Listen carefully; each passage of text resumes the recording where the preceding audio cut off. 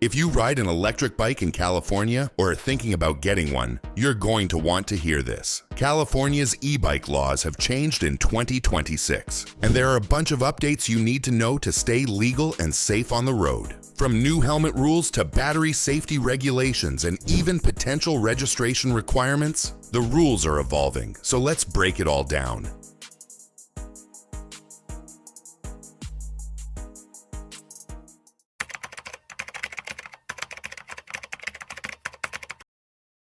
First up, there's a new bill on the table called Assembly Bill 1942, or the E-Bike Accountability Act, introduced by Assemblymember Rebecca Bauer-Kahan. This bill would require owners of Class 2 and Class 3 e-bikes to register their bikes with the DMV and display a special license plate. Riders would also need to carry proof of ownership that matches the bike's serial number, and law enforcement could issue fines if you don't comply. The idea behind AB 1942 is framed as a safety measure. Officials say that the rise in e-bike injuries, especially on public streets and bike paths, demands more accountability. They argue that registration and plates would help police hold reckless riders responsible. The bill also proposes creating an electric bicycle registration fund to manage revenues and enforce compliance. But it's worth noting that the bill has drawn a lot of criticism. Cycling advocacy groups like Bike East Bay argue that it adds unnecessary bureaucracy, costs, and could discourage people from using sustainable transportation. Critics also point out that most Class 2 and 3 e-bikes are already covered under existing laws, and illegal high-speed bikes are the real safety concern, not legally compliant e-bikes.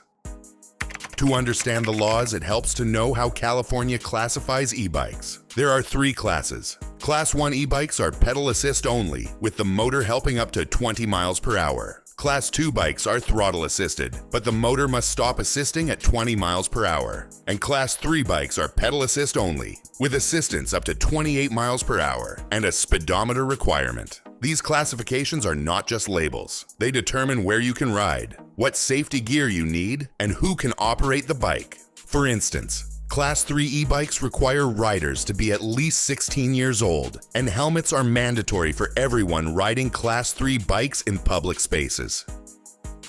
Beyond AB 1942, 2026 brought other important changes. One major focus is battery and electrical safety.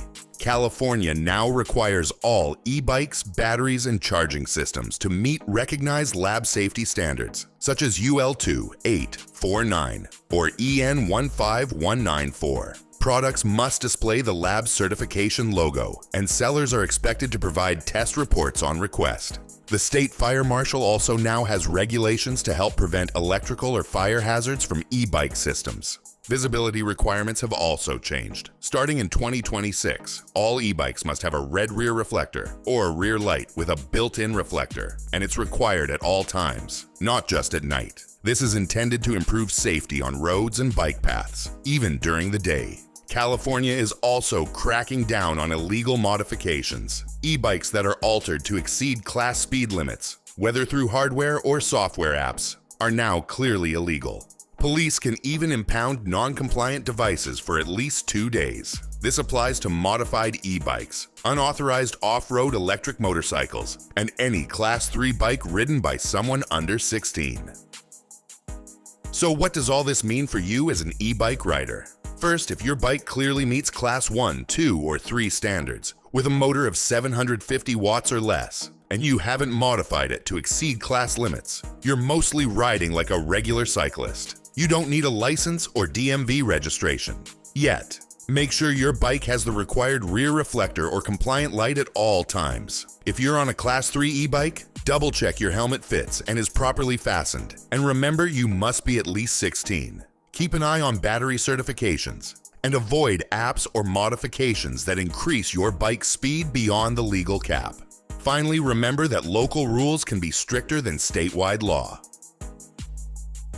In short, California's e-bike laws in 2026 are about making sure riders are safe, bikes are compliant, and illegal high-speed devices don't endanger the public. The new AB 1942 bill could add registration and plates for Class 2 and 3 bikes, but the core rules around classes, helmet use, battery safety, and speed limits are already in place. Staying informed, following the class rules, and checking local ordinances are the best ways to enjoy your e-bike safely and legally. That's the 2026 update on e-bike laws in California. Whether you ride for commuting, fitness, or fun, understanding these rules will keep you on the right side of the law and help make California's roads safer for everyone.